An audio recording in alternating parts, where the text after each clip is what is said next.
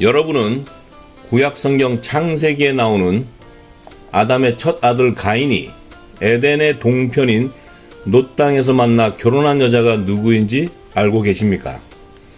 오랜 세월 동안 수많은 성경학자들이 그 문제를 신학적으로 해석하고자 연구해왔지만 성경적으로 정확히 해석할 수 있는 실마리를 지금까지 찾지 못한 결과로 가인의 아내가 인류 기원으로 창조한 아담의 자손이라는 주장하는 학설과 아담 이전 시대에 존재한 사람들의 자손으로 주장하는 학설이 등장하게 되었죠.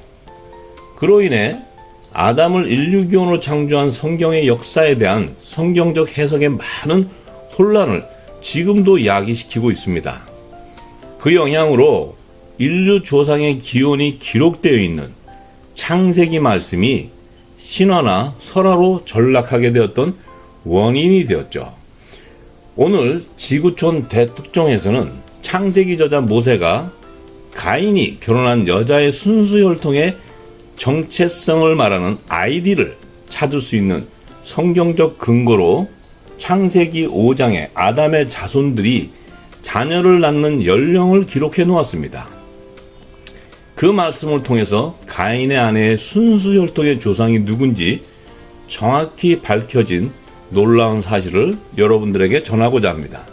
먼저 가인의 순수 혈통의 아이디를 찾을 수 있는 성경적 근거를 두 가지로 요약해 보겠습니다. 첫째, 천년을 사는 그 시대에 아담이 낳은 순수 혈통의 자손들을 기록해 놓은 창세기 5장에는요. 그의 자손들이 결혼 정년기에 이르러서 자녀를 낳는 최소한의 나이와 최고령의 나이를 비교 분석할 수 있도록 모세가 기록해 놓았는데요. 그 말씀을 통해서 가인의 아내의 순수 혈통의 아이들을 찾아보게 되겠습니다. 모세가 창세기 5장 21절에 아담의 자손들 가운데 에녹은 최연소의 나이 65세에 무두셀라를 낳았다고 언급해 놓았으며 창세기 5장 32절에는요. 노아가 최고령의 나이 500세 된 후에 셈과 함과 야벳을 낳았다고 언급해 놓았습니다. 그 당시 사람들이 초산하는 성경적 나이가 65세에서 500세로 추정해 본다면요. 만약에 아담과 하와가 최연소의 나이, 자신들의 최연소 나이가 65세에 첫 아들 가인을 낳았다고 가정한다면요. 아담이 130세 때 아벨 대신에 다른 씨로 주신 아들 셋을 낳을 때까지 최대한 몇 명의 자녀를 낳을 수 있었을까 추정해 봅시다. 가인이 놋 땅으로 도망해서 만난 여자와 결혼해서 자녀를 낳을 수 있는 최연소 나이 65세 때 첫 아들 에녹을 낳았다고 추정해 본다면요. 아담의 나이가 65세에 가인을 낳았으니까요.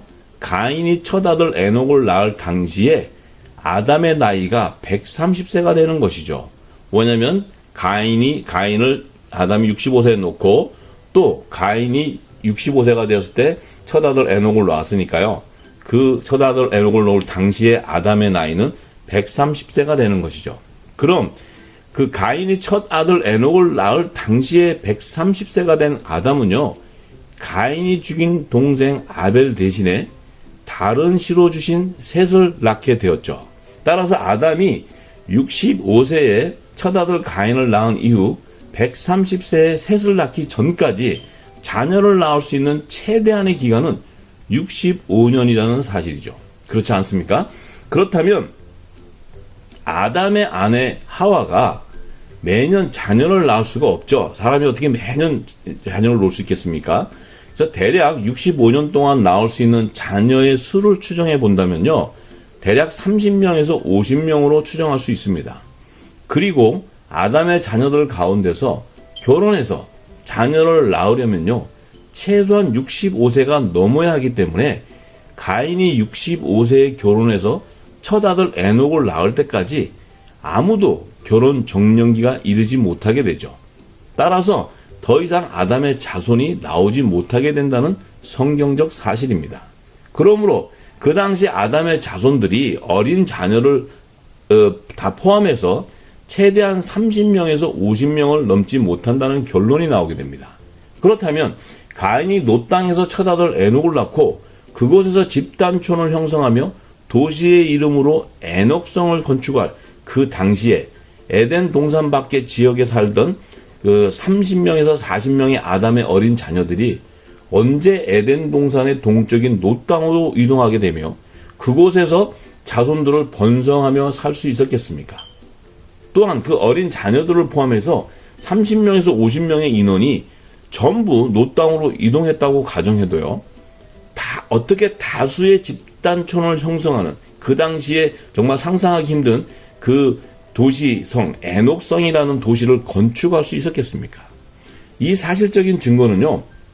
이미 에덴 동산의 놋 땅에는 가인이 그곳에서 만난 여자의 혈연 집단의 자손들이 공동으로 농경 목축 사회의 문화를 형성하며 다수의 집단촌을 이루며 살고 있었기 때문에 가인이 그곳에서 인류 최초의 도시 에녹성을 건축할 수 있는 노동력이 풍부하였던 그 신석기 시대의 배경을 모세가 깨닫고 성경에 언급해 놓았던 것입니다.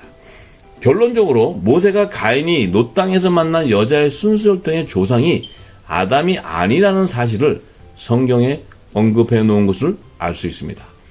따라서요. 그런데 지금 현대 성경을 연구하는 많은 그 현대 성경학자들이 신학적으로 가인이 그곳에서 만나서 결혼한 여자가 아담의 자손이라고 주장하고 있습니다. 그러나 모세가 창세기 5장에 아담의 순수혈통의 자손들이 자녀를 낳는 나이를 기록해 놓은 말씀을 통해서 가인의 아내의 순수혈통이 아담의 자손이 아니라는 사실이 새롭게 밝혀짐에 따라 이들이 주장하는 학설은 성경적인 해석이 아니라는 사실을 알 수 있습니다. 두 번째로요. 가인의 아내가 살던 에덴 동산의 놋 땅은 어느 곳이며 그 여자의 조상은 누구일까 하는 중요한 문제의 답을 성경의 말씀에서 찾아보겠습니다. 모세가 가인이 여호와의 앞을 떠나 나가 에덴 동편 놋 땅에 거하면서 그곳에서 만난 여자와 결혼해서 첫 아들 에녹을 낳았다고 창세기 4장 16절에서 17절에 언급해 놓았습니다. 에덴 동산의 놋 땅이라는 곳은 어딜까요?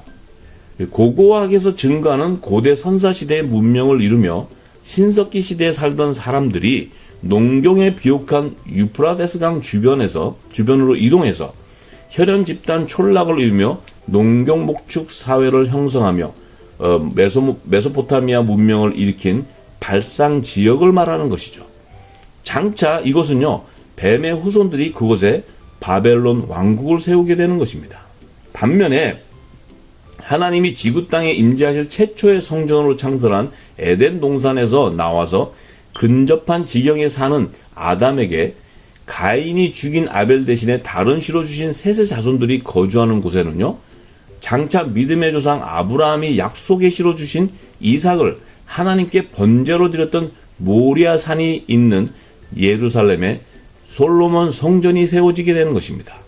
그리고 초림의 메시아로 자기 땅에 오신 예수님께서 성전산에서 인류의 죄를 대속해서 화목 제물로 죽임을 당하시고 재림 때 만왕의 왕 심판주로 다시 오셔서 예루살렘 앞 곧 감람산에 메시아의 왕국을 세우게 될 것을 스가랴서 14장 4절에 예언해 놓았습니다.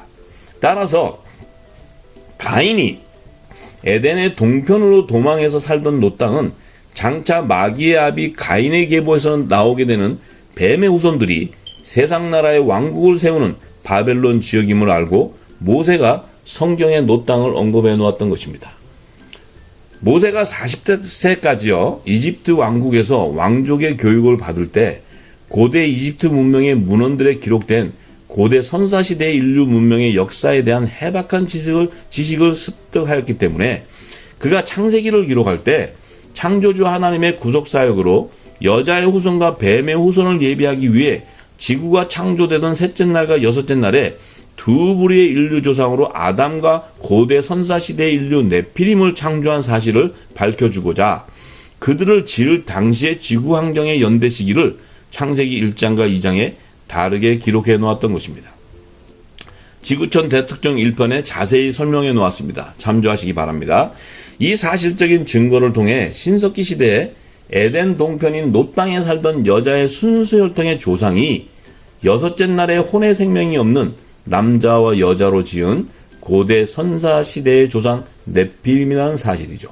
따라서 마귀의 아비 살인자 가인이 노 땅으로 도망해서 그곳에서 네피림의 순수혈통의 여자를 만나서 짐승의 씨로 예비해 놓은 뱀의 후손들이 신석기 시대에 출현하게 되는 것입니다. 따라서 아담의 조상이 아담 이전 시대에 존재한 사람이라고 주장하는 학설은 성경적인 해석이라 할 수 없습니다. 이미 아담은 지구 땅이 창조되던 셋째 날에 어떤 생명체도 생존할 수 없는 지구 환경의 시기에요. 혼의 생명이 살아나는 생명이 되는 인류 기원의 첫사람을 지으시고 최초의 성전으로 창설한 에덴 동산에서 살게 하셨죠.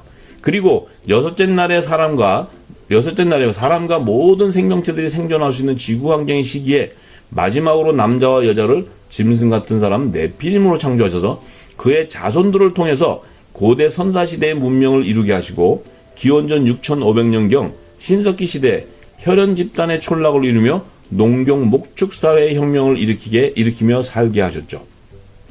하나님이 그 당시에 아담과 하와를 에덴 동산 밖으로 내보내셔서 가인과 아벨을 낳게 하시고 그 네피림의 자손들이 이루어놓은 농사와 양을 사육하며 살게 하신 것을 모세가 창세기 4장 1절과 2절에 언급해 놓았습니다.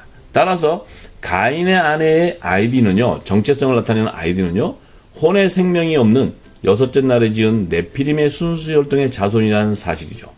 이 사실적인 증거는요, 신석기 시대에 가인이 살던 에덴 동산 지역에서 가인이 만나면 죽이려는 사람들의 조상과 가인이 그들을 피해서 도망간 노 땅에서 만나서 결혼한 여자의 조상이 동일한 여섯째 날에 고대 인류의 조상으로 지은 짐승과 같은 사람 네피림이라는 사실을 입증하는 것입니다. 지구촌 대특종 2편에 자세히 설명해 놓았습니다. 참조하시기 바랍니다. 그런데 성경을 연구하는 많은 사람들이 신학적으로 가인의 아내를 아담 이전 시대에 존재한 사람들의 딸들 가운데 한 여자로 해석하고 있죠.